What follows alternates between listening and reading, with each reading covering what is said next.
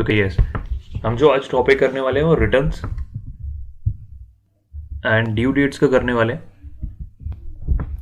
तो मैं आपको बता रहा था कि कौन कौन से टाइप की रिटर्न्स होती हैं और उनकी क्या ड्यू डेट्स होती हैं, तो उसको एक बारी देख लेते हैं। बट उससे पहले मैं आपको थोड़ा सा इसको ब्रीफली एक्सप्लेन करता हूँ। क्या कहते हैं, वाइट बोर्ड पे आपको थोड़ा सा एक्सप्लेन करता हूँ कि किस किस किस टाइप की रिटर्न्स होती हैं और कैसी रिटर्न्स होती हैं। ठीक है, थोड़ा सा व्यू देखते हैं, फिर उसके बाद इसको रीड आउट करेंगे।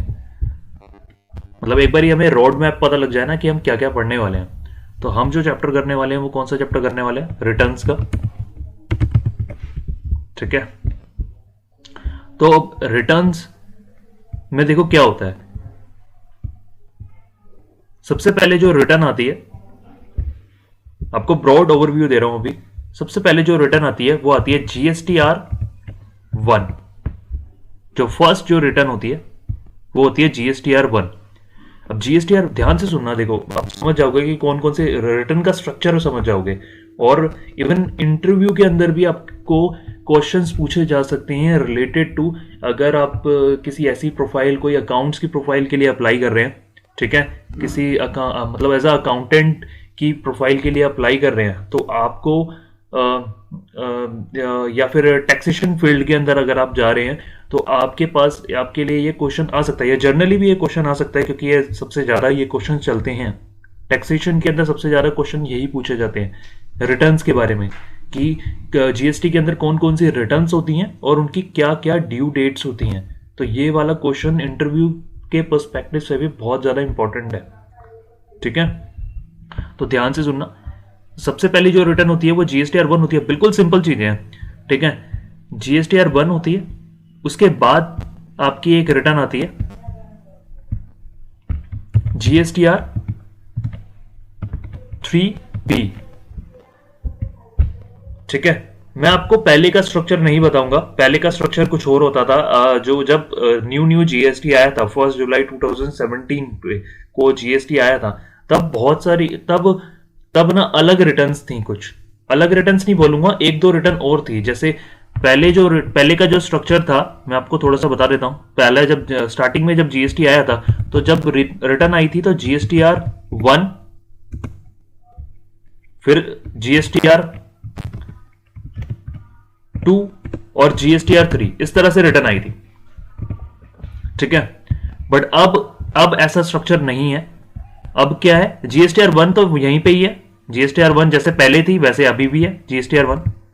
ठीक है, GSTR 1 जैसे पहले थी, GSTR 1 अभी भी है। एक थी GSTR 2 जिसको बंद कर दिया गया। स्टार्टिंग में ये स्टार्ट हुई थी, कुछ टाइम फाइल भी हुई, बट उसके बाद उसको क्लोज कर दिया गया, क्योंकि बहुत सारी कॉम्प्लेक्सिटीज हो गई थी। जैसे कि जैसे लोगों को ना, क्योंकि ये रिटर्न्स मंथली जाती हैं। जैसे मैंने बताया आपको कि ये जो रिटर्न्स जाती हैं मंथली जाती है। अब लोगों को 3 रिटर्न फाइल करनी होती थी एक मंथ के अंदर।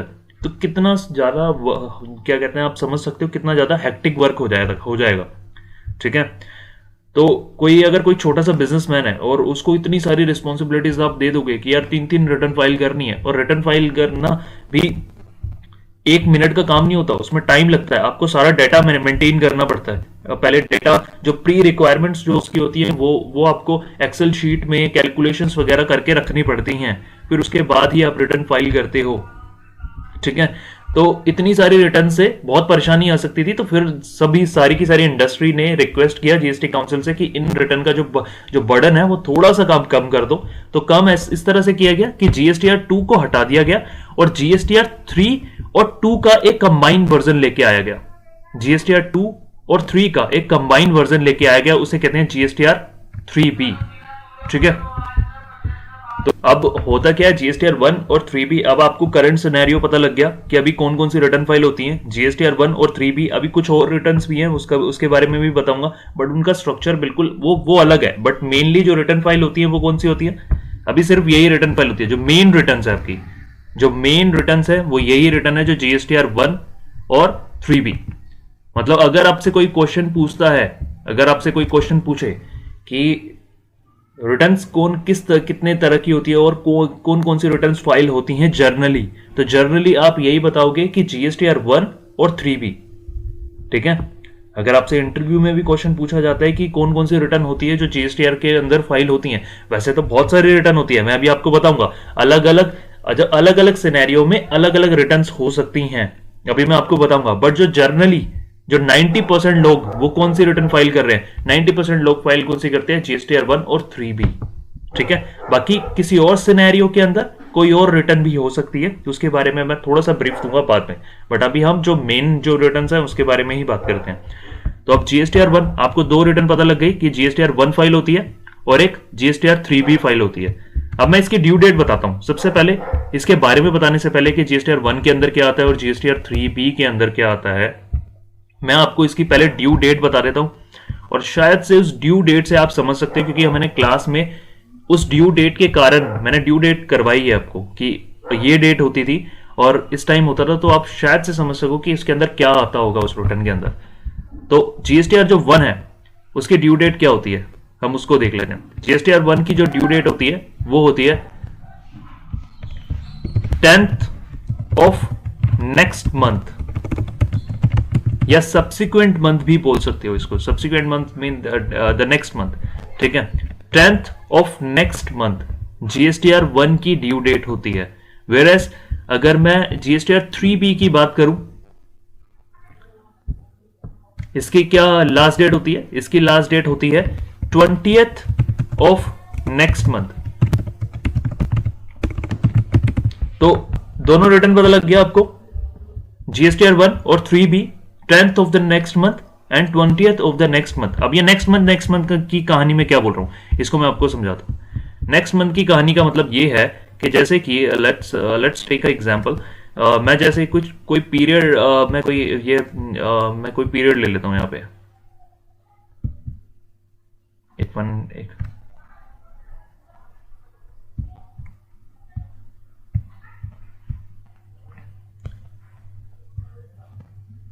जैसे कि लेट्स टेक एग्जांपल, ये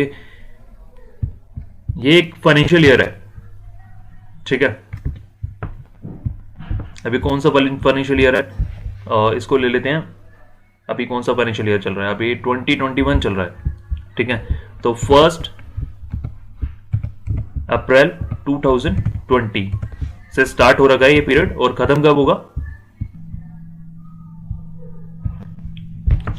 अच्छा ये देखो, ये मैंने एक फाइनेंशियल ईयर बनाया है जिसके अंदर डिफरेंट मंथ्स हैं। ठीक है, तो अब मैं आपसे बात करता हूं, जैसे लेट्स से हम अगस्त की बात करते हैं। अगस्त मंथ में मैं जो भी कुछ करूंगा, मैं अभी बताऊंगा जीएसटीआर 1 और 3B क्या होता है, अभी और चीजें एक्सप्लेन करूंगा, बट अभी ड्यू डेट की बात कर लेते हैं। मैं अगस्त मंथ में जो भी कुछ करूंगा, ठीक है, अगस्त मंथ के अंदर मैंने जो भी कुछ किया इस मंथ के अंदर, मैं इस चीज की डिटेल्स मैं कहां दूंगा, मैं नेक्स्ट मंथ यानी सितंबर में मैं 10th को, कब अगस्त मंथ की जो रिटर्न होगी वो कब जाएगी, मुझे बताओ। अगस्त मंथ की रिटर्न जो होगी वो कब जाएगी, उसकी दो डेट क्या है।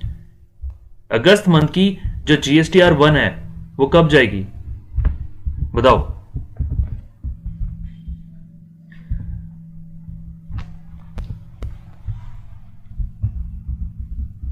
10th ऑफ सितंबर, जो अगस्त मंथ की जीएसटीआर 1 की अगर मैं बात करूं, उसकी जो लास्ट डेट क्या होगी, वो 10th ऑफ सितंबर है। यानी इस डेट को जो ये इस पीरियड को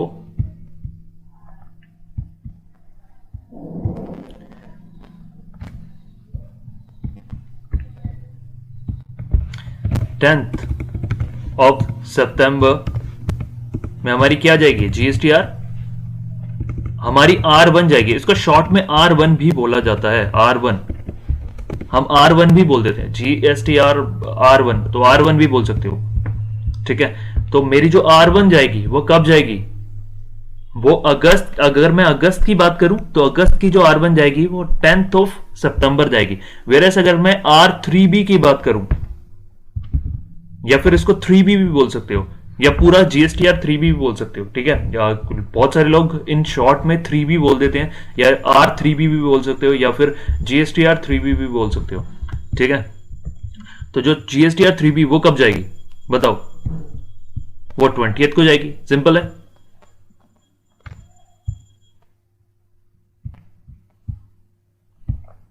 ठीक है, इसको याद रख लो प्रैक्टिकली।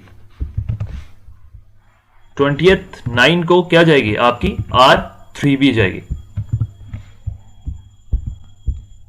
ठीक है, ये ओवरराइड हो गया, एक सेकेंड।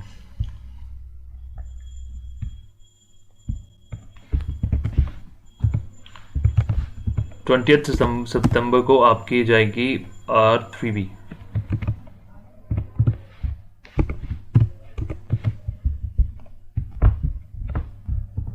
ठीक है, समझ में आ गया। अब मैं कोई लेट्स से कोई मैं दूसरा एग्जांपल लेता हूं। मैं जैसे इस मंथ ये कौन सा मंथ चल रहा है, ये चल रहा है दिसंबर चल रहा है। ठीक है, तो नवंबर मंथ की अगर मैं बात करूं, मैं अगर नवंबर मंथ की बात करूं तो मैं R1 कब तक फाइल करूंगा, मुझे ये बताओ। नवंबर मंथ का जो R1 है मैं कब तक फाइल करूंगा? 10th of December. क्या उसकी ड्यू डेट आने वाली है? क्या मुझे बताओ, उसकी क्या जो ड्यू डेट है वो आने वाली है? आने वाली है। तो क्या मुझे नवंबर मंथ की रिटर्न की जो सारी डिटेल्स है, जो मतलब जो GSTR 1 के अंदर, क्या मुझे देनी है 10 तारीख तक?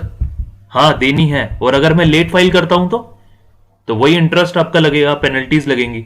अगर आप लेट फाइल करते हो तो इंटरेस्ट एंड पेनल्टीज लगेगी, बट ड्यू डेट क्या है? 10th।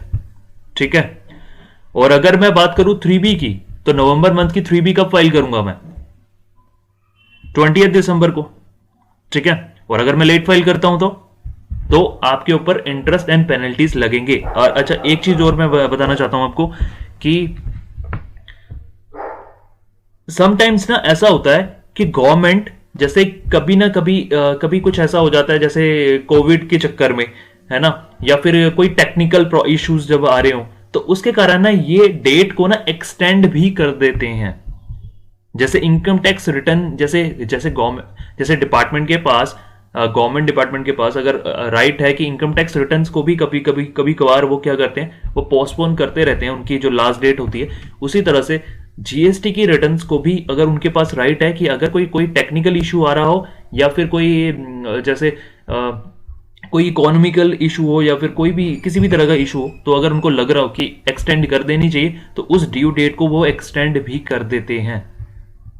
ठीक है, तो बट हमें क्या याद रखनी, अब एग्जाम में आपको ये थोड़ी याद रखनी है कि अभी की क्या, अभी हो सकता है कि इस बार उन्होंने एक्सटेंड कर दी हो, ऐसा हो सकता है। वैसे अभी हुआ नहीं है, मैं वैसे बता रहा हूं। अगर लेट से उन्होंने एक्सटेंड कर दी, है ना, कोई लेट से उन्होंने जो GSTR 1 है, GSTR 1 की डेट 10th होती है वैसे, लेकिन उन्होंने क्या दिया, उन्होंने बोल दिया कि आप कोई बात नहीं, आप 15 को फाइल कर लो, 20th तक फाइल कर लो, 25 तक फाइल कर लो, बट आपको 25 नहीं लिख के आना। आपको तो क्या लिख के आना, आपको जो जर्नल जो रूल है उसी को ही लिख के आना है। तो अगर आप एग्जाम में ये क्वेश्चन आता है रिटर्न से रिलेटेड, तो आप क्या लिखोगे, GSTR 1 की ड्यू डेट लिखोगे 10th ऑफ नेक्स्ट मंथ, या सब्सिक्वेंट मंथ भी लिख सकते हो। और सेम सिमिलरली अगर आप 3B को फाइल करोगे, तो 3B के बारे में आप लिख रहे हो, तो 3B को क्या बोलोगे, 20th of the next month. ठीक है, अब हम बात कर लेते हैं GSTR 1 और 3B के अंदर आता क्या है। यहां तक समझ में आ गया? मुझे बताओ, यहां तक मैंने आपको दो रिटर्न के बारे में अभी तक की जो एक्सप्लेनेशन मैंने दी है वो ये दी है कि जब नया GST आया था तो 3 तरह की रिटर्न्स आई थी, GSTR 1, 2 और 3। बट हुआ क्या, ड्यू टू कॉम्प्लेक्सिटीज और ड्यू टू हाई वर्कलोड, तो उन्होंने क्या बोला, सभी ने ही GST काउंसिल को रिक्वेस्ट किया कि नहीं, हमसे इतना बर्डन नहीं फेस हो रहा। ठीक है, बहुत सारे लोगों ने अपोज भी किया था स्टार्टिंग में GST के लिए कि यार कि बहुत ज्यादा बर्डन पड़ रहा है GST से रिलेटेड। तो फिर उन्होंने GST काउंसिल ने क्या किया, जो डिस्प्यूट्स थे उसको रिमूव करने के लिए, तो उन्होंने जो 2 और 3 थी, GSTR 2 और 3, उसको कंबाइन कर दिया GSTR 3B के रूप में। ठीक है, तो अभी कौन सी रिटर्न फाइल हो रही है, GSTR 1 और 3B फाइल होती है। उसकी ड्यू डेट भी मैंने आपको बता दी, 10th of the next month और 20th of the next month अभी इसकी ड्यू डेट है। अब मैं ये बता रहा हूं आपको कि GSTR 1 के अंदर क्या आता है और 3B के अंदर क्या आता है, ये सबसे ज्यादा इंपॉर्टेंट है और यही मैंने सबसे लास्ट में रखा। ठीक है, अभी तक आप ड्यू डेट्स भी आपको पता लग गई। अब हम ये बात करते हैं कि GSTR 1 के अंदर आता क्या है। GSTR 1 के अंदर आएगा आपकी सारा का सारा आपने जो सेल करी है, आपकी जितनी भी सप्लाई की है, मैं सेल वर्ड यूज नहीं करूंगा, मैं सप्लाई वर्ड यूज करूंगा। आपने जितना भी सप्लाई किया है, A to Z all supply, all supply आप किस में बताओगे? आप GSTR 1 के अंदर बताओगे। ठीक है, जो आपने जो सेल पढ़ा था सेक्शन 7 जो आप पढ़ते हो, सप्लाई का जो चैप्टर पढ़ते हो, उसके अंदर जितने भी तरह की सप्लाई आपने पढ़ी, वो सारी की सारी सप्लाई की जो डिटेल्स हैं, या अगर मैं लेमैन पर्सन की लैंग्वेज में बोलूं तो सेल्स। ठीक है, बट हम सेल्स, आपको भी पता है हम सेल्स वर्ड यूज नहीं करते, क्योंकि सप्लाई के अंदर ही सब कुछ आता है। सेल, बार्टर और एक्सचेंज, लीज, रेंटल वगैरह सब कुछ आ जाता है। ठीक है, फिर उसके बाद मिक्स्ड एंड कंपोजिट सप्लाई, तो बहुत सारी चीजें आ जाती हैं सप्लाई के अंदर। तो मैं सारी चीजों, सारी सप्लाई बोल रहा हूं, चाहे वो स्टेट वाइज हो, आपको हर एक सप्लाई के बारे में बताना होगा। ठीक है, GSTR 1 के अंदर आपको A to Z बताना होता है, मतलब इनवॉइस वाइज आपने किस किस किस किस बंदे को आपने कितना कितना वो कितना कितना गुड्स सेल किया है, कितनी कितनी सर्विसेज सेल करी हैं। ठीक है, किस डेट को सेल करी है, आपको सब चीज मेंशन करनी पड़ती है। कितने की वैल्यू है, कितनी क्वांटिटी है, कितना GST रेट है, उसका क्या प्लेस ऑफ सप्लाई है।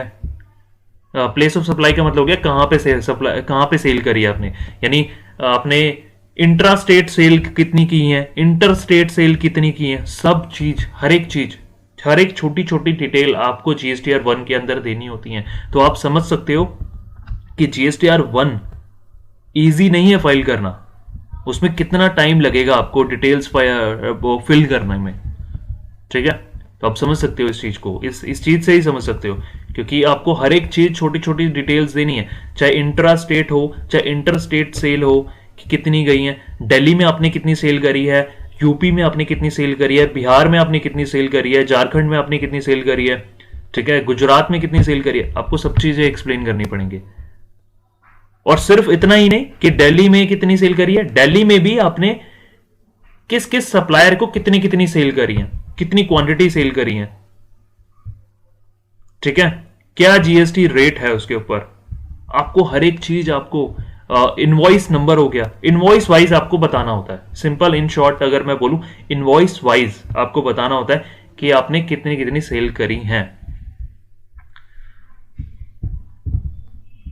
ठीक है, बट अब अगर आपका क्वेश्चन ये भी आ सकता है कि मान लो अगर मेरे पास ऐसे कस्टमर हैं, जैसे अगर कोई मेरे पास, मेरी एक शॉप है ना, आप सारे हो, आप सब वो हो, आप सबका बिजनेस है लेट्स से, और आप सब मुझसे परचेज करने आते हो कुछ ना कुछ।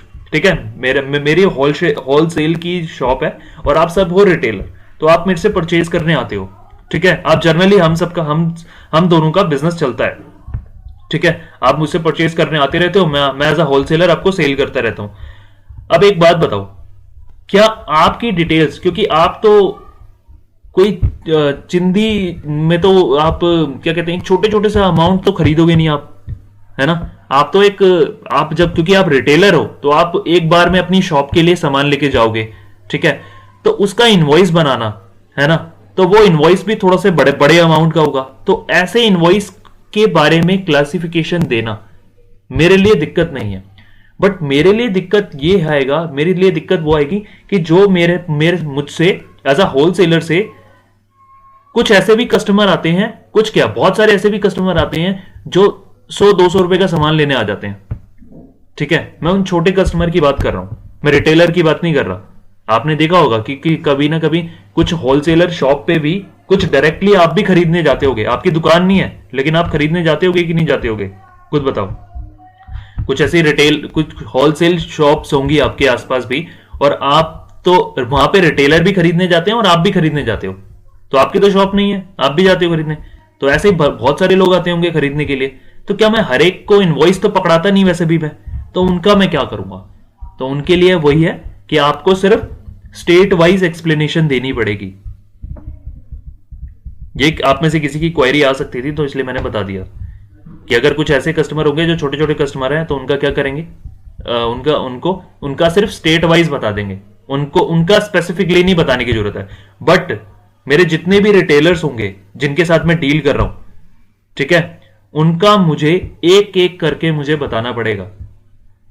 मतलब आप जितने भी स्टूडेंट्स हो, आप रिटेलर हो, आपका बिजनेस है, तो आपका हर एक का 1 to 1 मुझे बताना पड़ेगा। मैं स्टेट वाइज नहीं बता सकता। बट जो वो कस्टमर है, ठीक है, जो छोटी छोटी चीजें सेल मुझसे खरीदने आ रहा है, उनका क्या मैं बता सकता हूं? फिजिबल ही नहीं है ना। हो सकता है यार एक दिन में मेरे पास हजार कस्टमर आ जाते हो ऐसे, तो एक दिन के 1000, पूरे महीने के 30,000, तो मेरी तो बस की ही नहीं है ना ये 30,000 को एक एक करके मेरे को दिखाना, है ना। जो मेरी क्या क्या किसी किसी की भी बस की नहीं है तो दिखाना, तो इट्स नॉट विजिबल कि कोई ऐसा दिखा सकता है। अब हम बात करते हैं जीएसटीआर 3B के बारे में। तो जीएसटीआर 1 तो आपको समझ में आ गया, 3B में कौन कौन सी डिटेल्स आती हैं उसके बारे में बात कर लेते हैं। अभी आपने एक चीज नोटिस करी होगी, मैंने टैक्स की बात नहीं करी। मैंने तो आपको सिर्फ ये बताया कि जो जीएसटीआर 1 है उसके अंदर सिर्फ आपको ये बताना है कि आपने कितनी कितनी सप्लाई करी, बिल्कुल छोटी से छोटी डिटेल आपको बतानी है, ठीक है। बट टैक्स जो डिपॉजिट करवाना था, मैंने आपको एक असाइनमेंट में क्वेश्चन भी दिया हुआ है, याद करो, याद आया? एक असाइनमेंट में मैंने क्वेश्चन भी दिया हुआ है जिसमें आपको टैक्स डिपॉजिट करवाना था और उसकी मैंने ड्यू डेट भी बताई थी आपको। उसकी ड्यू डेट आपको याद हो तो 20th of the next month थी। याद आया कि टैक्स जमा कराना था? जिन्होंने असाइनमेंट अगर करे होंगे, फर्स्ट क्वेश्चन जब उस क्लास में थे और या फिर असाइनमेंट कर रहे होंगे, तो उन्होंने देखा होगा कि 20th था, 20th of the next month आपको टैक्स जमा कराना था। तो टैक्स कैसे जमा कराओगे? अब आपने ये तो याद कर लिया था कि 20th को टैक्स जमा कराना है, बट कैसे जमा कराओगे? 3B, उस 3B फाइल करोगे तो ही तो टैक्स जमा कराओगे। और 3B के थ्रू ही ये जो आपकी जो 3B रिटर्न है, ये जो 3B रिटर्न है, ये किस लिए? ये है आपका आईटीसी लेने की। आपका जितना भी जो आईटीसी बनेगा, आपका इनपुट टैक्स क्रेडिट अवेल करना। अवेल का मतलब होता है कि आईटीसी को लेना, आईटीसी को लेना एंड टैक्स पेमेंट। तो 3B समझ में आ गया। 3B रिटर्न किस लिए फाइल होती है? 3B रिटर्न इसलिए फाइल होती है सो डेट कि आप आईटीसी अवेल कर सको और टैक्स की जो आपका फाइनल टैक्स बन सके उसकी आप पेमेंट कर सको, ठीक है। तो 20th ऑफ दिसंबर को, नवंबर मंथ की जो रिटर्न होगी, उसकी जो आईटीसी आपका जितना बन रहा होगा आप वो क्लेम कर सकते हो, और जितना भी जो आपका फाइनल टैक्स बनेगा आप उसकी पेमेंट 3B के अंदर करोगे। अंडरस्टूड है? खत्म। बस यही था मेनली जो जीएसटी रिटर्न का जो चैप्टर था वो यही था। आप बाकी जो एक्स्ट्रा जो रिटर्न्स हैं हम उसको भी अब हम कवर कर लेंगे एक बारी, ठीक है। तो लेस देन 1 मिनट बचा है, क्लास ओवर होने वाली है, फिर उसके बाद आप दोबारा ज्वाइन करोगे तो फिर हम कंटिन्यू करते हैं आगे इससे।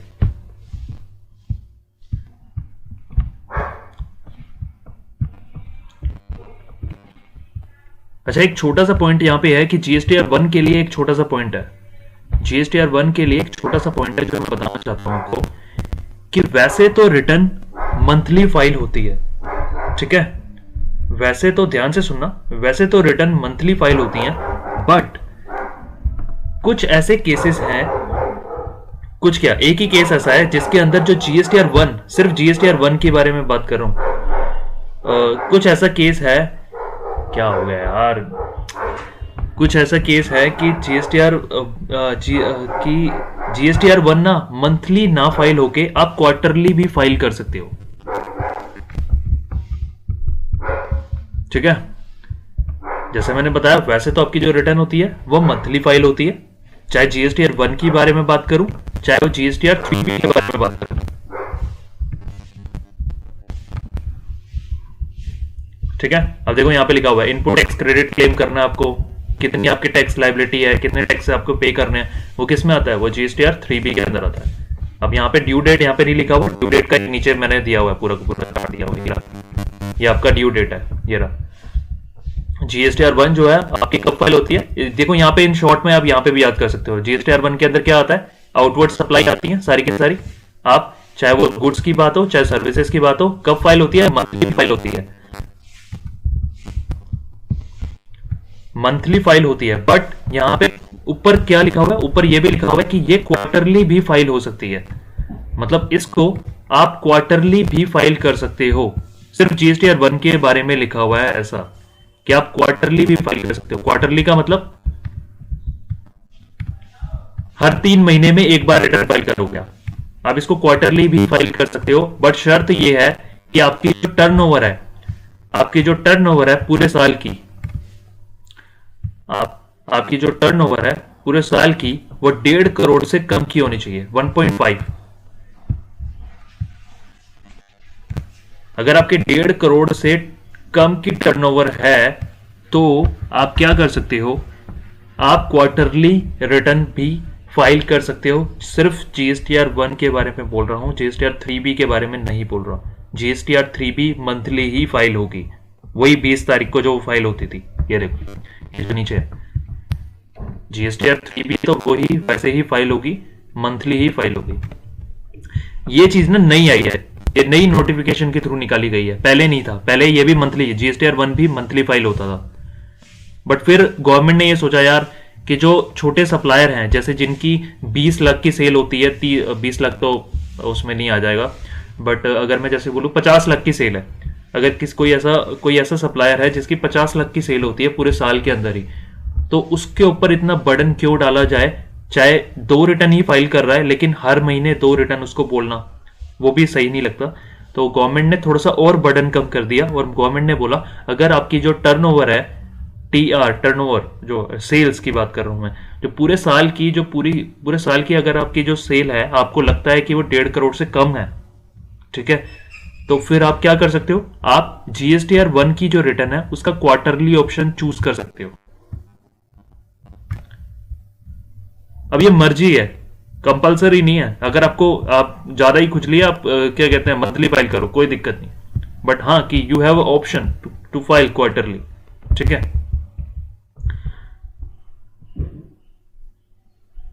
और ये जो ड्यू डेट है ये 11th वाला इग्नोर कर देना, 11th आपके एग्जाम के लिए नहीं है, आपको 10th ही याद रखना है, ठीक है। तो जीएसटीआर 1 के बारे में आपको समझ में आ गया, जीएसटीआर 3B के बारे में आपको समझ में आ गया। अब और भी रिटर्न्स है, जैसे उसके बारे में थोड़ा सा हम डिस्कस कर लेते हैं। जैसे मैंने आपको एक स्कीम के बारे में बताया था मैंने। एक होता है NRTP, non resident taxable person, याद है, याद करो, स्टार्टिंग के सप्लाई के चैप्टर में बताया था non resident taxable person, supply के चैप्टर में बताया था या रजिस्ट्रेशन के चैप्टर में भी बताया था, हाँ।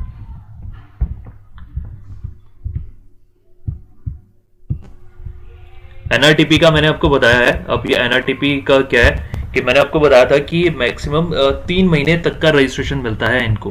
तो ये ऐसे बंदे होते हैं कि जो फॉरेन कंट्री में मतलब जो फॉरेनर होते हैं, बट वो शॉर्ट टाइम पीरियड के लिए, मैक्सिमम 90 दिन के लिए बिजनेस करने आते हैं इंडिया के अंदर। तो उनको बोलेंगे क्या, जीएसटीआर 1 और 3B फाइल करने के लिए। अब जो जीएसटीआर, आप समझ गए, जो जीएसटीआर 1 और 3B ये उन लोगों के लिए जो जिन्होंने नॉर्मल में रजिस्ट्रेशन करा रखा है, जो परमानेंट बिजनेस कर रहे हैं, ठीक है, ये उनके लिए है। तो 90% लोग वही तो होंगे जो जर्नल बिजनेस कर रहे हैं। अब आप कोई बिजनेस कर रहा है, कोई आपके आसपास कोई किसी ने कोई शॉप खोली भी है, वो परमानेंट ही तो बिजनेस कर रहा है, ऐसे थोड़ी है कि 2 महीने के लिए बिजनेस कर रहा है, नहीं कर रहा ना। तो वो किस में रिटर्न फाइल कर रहा होगा, वो जीएसटीआर 1 और 3B फाइल कर रहा होगा। बट अगर कोई ऐसा पर्सन है जो बाहर से आया है ना, और उसको थोड़े टाइम के लिए 15-20 दिन, 1 महीने के लिए रजिस्ट्रेशन चाहिए, तो क्या उसको भी बोलेंगे भाई तू जीएसटीआर 1 और 3B फाइल कर? नहीं, उसके लिए अलग रिटर्न है, ठीक है। तो जैसा मैंने बताया कि केस स्पेसिफिक भी है, तो उसके लिए क्या है, जीएसटीआर 5 है।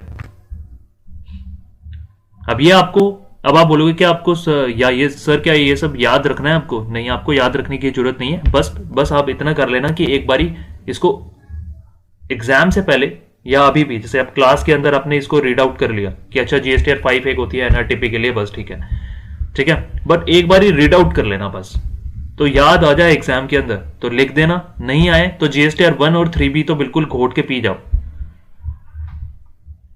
1 और 3B तो भूल ही नहीं सकते, उसका तो आना ही है, उसका तो क्वेश्चन आएगा ही और उसको आपको बताना ही है। बट हाँ, अगर आपको याद है बाकी रिटर्न्स भी तो यस आप मेंशन कर सकते हो एग्जाम के अंदर। और इनकी रिटर्न क्या फाइल होती है? मंथली फाइल होती है। और उसकी क्या डेट है? ये डेट है। अब मैं ये डेट याद नहीं करवा रहा आपको, या डेट याद करनी है तो खुद कर लो, नहीं करनी तो छोड़ दो। बट 1 और 3B को भूलना मत, मैं बता रहा हूं। 1 और 3B तो आपको रटना ही है, तो ये तो फॉर मोस्ट इंपॉर्टेंट हो गया। ये बस मैं आपकी नॉलेज के लिए बता रहा हूं। GSTR 5 और वेयर एज GSTR 6 क्या है? एक इनपुट सर्विस डिस्ट्रीब्यूटर भी मैंने बताया था कि हेड ऑफिस अगर अपने अपने जो ब्रांचेस हैं उनको अपना जो ITC है वो ट्रांसफर कर रहा है, तो कैसे करेगा? वो GSTR 6 के थ्रू फाइल करेगा। ठीक है, तो ऐसे ही ये बाकी रिटर्न्स है। अब ये क्या है? जैसे कोई ई कॉमर्स ऑपरेटर है, जैसे मैं बात करूं फ्लिपकार्ट, Amazon, मैं उनकी बात नहीं कर रहा जो फ्लिपकार्ट के थ्रू सेल करेंगे, उनकी बात नहीं कर रहा, मैं खुद फ्लिपकार्ट की बात कर रहा हूं। जो फ्लिपकार्ट है वो कौन सी रिटर्न फाइल करता है? वो रिटर्न फाइल करता है GSTR 8। यहां पे लिखा है ई कॉमर्स ऑपरेटर। ठीक है, तो ई कॉमर्स ऑपरेटर कौन होते हैं? वही फ्लिपकार्ट, Amazon। अच्छा, एक चीज और, मैं एक चीज और बताना चाहता हूं, ये चीज इंपॉर्टेंट है। स्टार लगा लो, आपको सिर्फ यहाँ पे सिर्फ 3 रिटर्न आपको याद रखनी है एग्जाम पर्पस के लिए। आपको सिर्फ 3 रिटर्न्स आपको याद रखनी है। एक तो GSTR 1 और या वैसे भी प्रैक्टिकल पर्पस के लिए भी, और एक GSTR 3। और एक और रिटर्न आपको याद रखनी है, वो है एनुअल रिटर्न। जैसे आप मंथली रिटर्न फाइल कर रहे हो, आप मंथली रिटर्न तो फाइल कर रहे हो, बट मंथली रिटर्न के साथ ना आपकी एक रिटर्न और जाती है जिसे कहते हैं एनुअल रिटर्न। एनुअल रिटर्न मतलब पूरे साल में आपने क्या किया वो बताओ, उसे कहते हैं एनुअल रिटर्न। तो एनुअल रिटर्न जैसा कि इसका नाम से ही पता लग रहा है, साल में एक ही बार जाएगी, पूरे ईयर में एक ही बार जाएगी। तो ये आपको GSTR उसका नंबर क्या है? उसका GSTR 9 है। ठीक है, तो एनुअल रिटर्न आपकी फाइल होगी, एनुअली फाइल होती है, और उसकी लास्ट डेट क्या होती है? 31 दिसंबर। 31 December of next financial year बोल रहा है ये, नेक्स्ट फाइनेंशियल ईयर। मतलब जो अभी कौन सा फाइनेंशियल ईयर चल रहा है? वो 20 और 21 चल रहा है। तो जैसे ही 21 खत्म, मतलब 20 और 21 चल रहा है, तो 31 मार्च 21 खत्म होगा। ठीक है, तो उसका जो 31 दिसंबर आएगा ये अगले साल का है। समझ गए ना? जैसे इस साल की मैं बात करूं, ये जो 20-21 का जो ईयर चल रहा है, फाइनेंशियल ईयर चल रहा है, इसकी जो एनुअल रिटर्न है वो कब फाइल होगी? तो जैसा कि मैंने बताया था कि पहले साल, जब पूरा ईयर एंड होगा, पहले वेट करोगे ना कि पूरा साल खत्म हो, तो पूरा साल खत्म होगा 31 मार्च को, फिर उसका भी 31 दिसंबर जो आएगा, उस तारीख तक आपकी रिटर्न ये फाइल होती है, एनुअल रिटर्न। समझ गए? वैसे ये कुछ रिटर्न्स हैं, आपको ये इतना ध्यान देने की जरूरत नहीं है।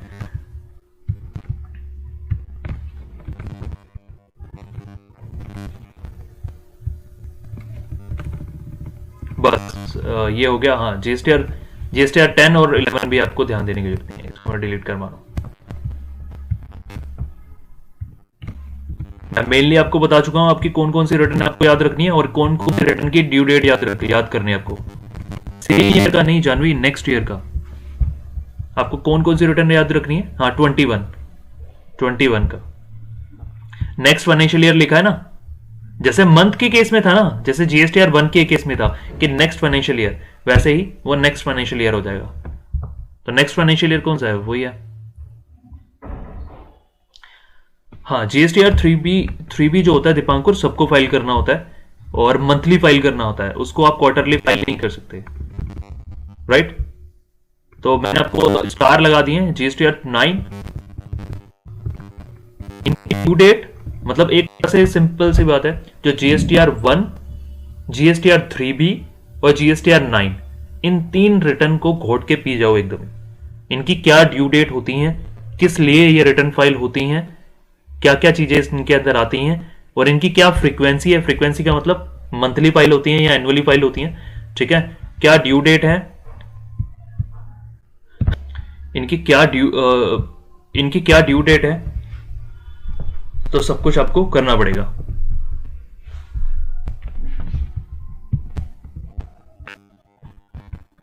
ठीक है, आपको आप भी समझ में आया होगा, चैप्टर कुछ ज्यादा बड़ा नहीं था, इजी चैप्टर था। ठीक है, इस 2A को, ये जो 2A रिटर्न है, इसको आप इग्नोर कर सकते हो, आपके एग्जाम पर्पस के लिए इंपॉर्टेंट नहीं है। नॉलेज के लिए बोलोगे तो मैं पढ़ा दूंगा, बट एग्जाम पर्पस के लिए इसको आप इग्नोर कर सकते हो। एग्जाम पर्पस के लिए आपके पास 3 ही रिटर्न है, GSTR 1, 3B एंड 9। और जैसा मैंने बताया कि बाकी जो रिटर्न्स जो मैंने डिलीट नहीं करवाई हैं, ठीक है, जैसे ये वाली रिटर्न हो गई, ये GSTR 5 हो गया, 6 हो गया, इसको जस्ट एक बार रीड करके चले जाना। अच्छा जो ये वाली रिटर्न जो CMP 08 जो 08 है, जो रिटर्न का नाम है, ये कौन सी रिटर्न है? ये है अगर आपने कंपोजिशन वाली स्कीम ले रखी होगी। मैंने आपको बताया था शायद से, कंपोजिशन स्कीम के बारे में थोड़ा सा बताया था कि ये वो स्कीम होती है जो छोटे जो सप्लायर होते हैं ना, उनको मिलती है। तो ये वो वाली स्कीम है। तो अगर आप उस स्कीम के अंदर आते हो तो आपको रिटर्न ये वाली फाइल करनी है, और आपको क्वार्टरली रिटर्न फाइल करनी है, और उसका जो ड्यू डेट है वो 18th है।